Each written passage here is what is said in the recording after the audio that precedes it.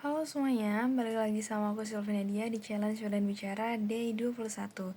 Jadi ini sebenarnya tadi pagi pun aku bikin video kan, tapi di YouTube-nya aku udah upload dan tertulisnya Day 20. Karena memang itu buat menggantikan yang kemarin. Jadi ini aku bikin video kedua kalinya di hari yang sama. Aku bikin video hari ini dan di jam ini juga karena teman-temanku lagi pada keluar, jadi ya ini momentum banget buat aku karena aku bisa ngomong sendirian tanpa aku harus malu atau apa gitu. Karena tadi pun pas aku turun ke bawah niatnya kan pas makan siang, ternyata aku bangun, aku tadi ketiduran, tidur dan bangun itu pas udah azan, jadi setengah satuan itu aku baru bangun. Dan itu kan pasti banyak orang yang sholat gitu kan ya, walaupun 1, 2, 3 tapi apa ya, memang nggak bareng tapi satu persatu gitu datang, jadi nggak bisa juga aku bikin video di musola.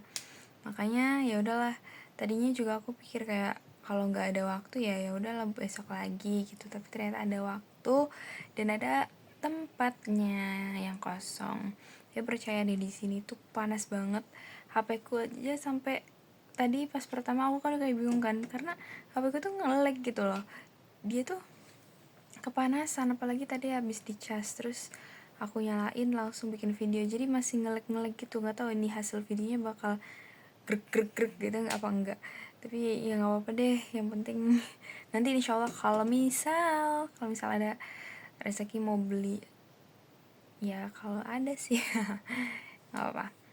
Terus aku mau cerita juga, tadi kan aku pas di video pertama itu aku bilang kalau kalau bisa di video keduanya aku bisa menceritakan atau aku bisa berbicara dengan isi yang lebih berbobot, bisa ngasih insight yang baru gitu, yang ada isinya. Tapi tadi aku baca di ruang makan, aku cari-cari dari banyaknya buku, nggak ada satupun yang ngena gitu di aku, yang seperti apa yang aku inginkan. Aku juga bingung sebenarnya apa yang aku inginkan, tapi memang dari bacaan-bacaan yang aku baca tuh kayak apa sih ini poinnya gitu, aku belum nemuin satu persatu. Mungkin karena aku terlalu kayak misal satu aku nggak nemu poinnya, terus aku nggak cari di bawah-bawahnya lagi, aku nggak baca lagi, tapi aku cari judul lain yang mana jadi nggak ada yang fokus gitu di semua judulnya. Dan tadi juga aku sempat baca jika kita tidak pernah jatuh gitu judulnya, terus pas aku buka ternyata jika kita tidak pernah jatuh cinta. Tapi aku udah baca tiga tiga apa ya 3 chapter gitu, tapi aku belum nemuin juga apa sih inti dari ketiganya ini. Terus aku akhirnya baca lagi di buku apa ya, yang berpikir dan berjiwa besar, itu juga udah sampai halaman akhir tapi aku belum nemu apa yang bisa aku omongin. Sebenarnya bisa, cuma aku belum fokus aja sih kayaknya. Terus tadi juga agak terhambat soalnya kuotaku habis, jadi aku bisa akses internet, akses Google Drive itu kalau di ruang makan. Nah sedangkan tadi di ruang makan itu aku sambil makan, aku sambil ini tuh jadi kan apa ya, nggak fokus juga. Terus juga di ruang makan tuh walaupun ada AC tapi karena ruangannya besar dan AC-nya cuma 2 mungkin ya, jadi panas banget, gak fokus juga aku di situ. Akhirnya aku naik lah dengan ya udahlah nanti bikin video kalau ada waktu, kalau ada kesempatan. Dan ternyata teman kamarku pergi, jadi ya udah aku bikin video dulu aja. Dan dari situ aku membuat kesimpulan, aku punya sesuatu yang bisa aku tarik gitu. Yang pertama adalah, bukan yang pertama sih, jadi aku berpikir kalau semua orang itu bisa berbicara, cuma memang ada orang yang dia tuh banyak ide, dia banyak isinya, dia banyak pengetahuan yang dia miliki, cuma mungkin dia kurang terlatih dalam berbicara, dia bingung cara menyampaikannya gimana. Yang kedua adalah dia bisa ngomong, dia bisa apa ya, dia nggak terlalu sulit untuk ngomongnya, cuma dia nggak tahu isinya apa gitu, apa yang harus dia ucapkan, apa yang harus dia bicarakan. Dan yang ketiga adalah kedua-duanya. Dan kemarin-kemarin dari awal, dari aku mulai challenge ini adalah karena aku nggak bisa dua-duanya. Aku nggak ada isinya, aku kosong, nggak ada insight yang bisa aku ceritakan, yang bisa aku bicarakan. Terus yang kedua, aku juga bingung ngomongnya gimana. Nah, tapi sering berjalannya waktu sampai ini hari ke-21, aku akhirnya bisa nemu kalau ya udah, ternyata semakin hari itu semakin apa ya, aku cuma butuh buat belajar bicara untuk melatih otot-otot lidah, otot-otot mulut biar bisa ngomong gitu, biar nggak belibet lagi, nggak gue balik-balik lagi. Nggak tahu kenapa kemarin tuh aku kebalik gitu, kayak misal dalam satu kalimat, terus misal, apa yang ingin kamu bicarakan, apa yang ingin, gimana ya, pokoknya apa yang ingin kamu bicarakan, apa yang dibicarakan, ingin, kayak kebalik gitu.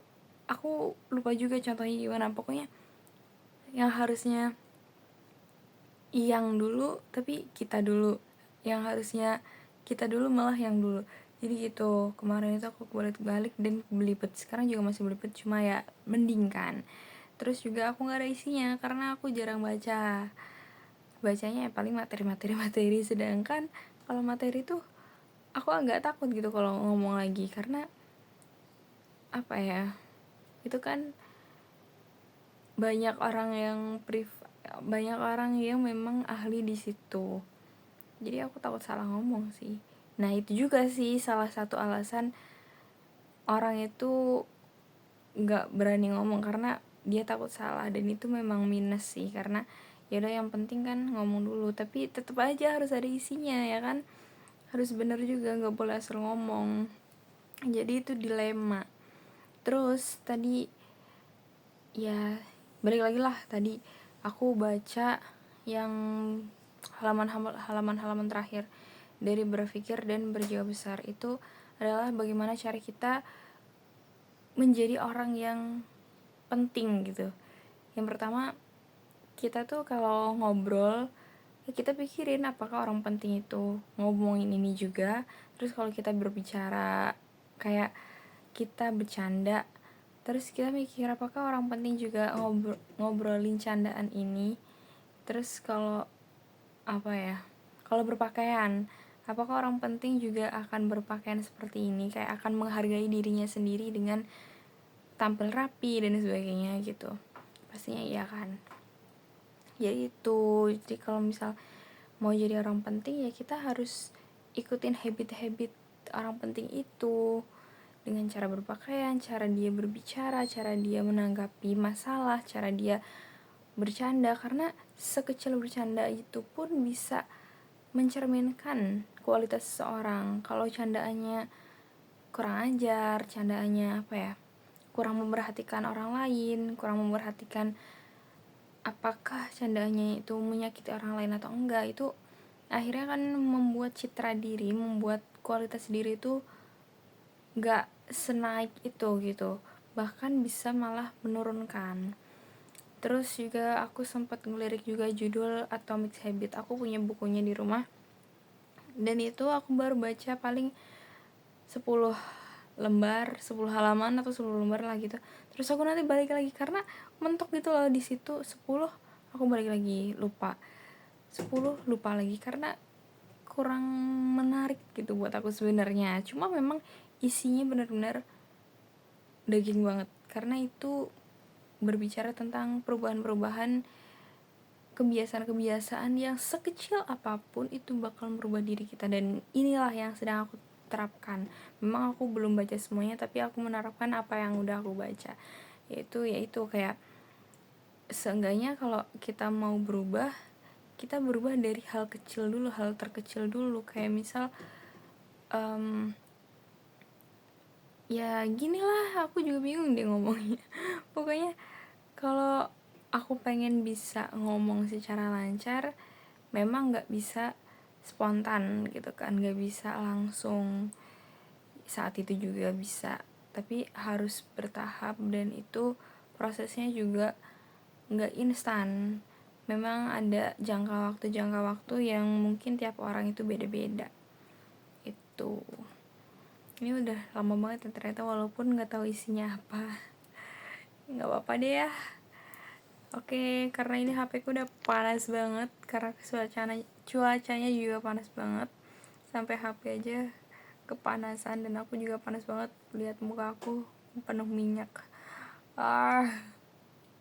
Aku nggak bisa bayangin deh nanti di kosan. Aku kan ambil kosan yang nggak pakai kipas kan, nggak tahu deh itu bakal panas juga apa enggak, tapi ini lumayan mending. Soalnya dulu aku pernah juga di Pare, itu panasnya nggak karu-karuan, kayak lebih panas dari ini. Mungkin karena waktu itu juga ruangannya itu sempit banget, udah ruangannya sempit, barangnya padet. Aduh sorry. Jadi sekali masuk kamar tuh udah bener-bener kayak di sauna banget. Kalau ini agak mending, mungkin karena ruangannya luas terus ada jendela yang madep keluar.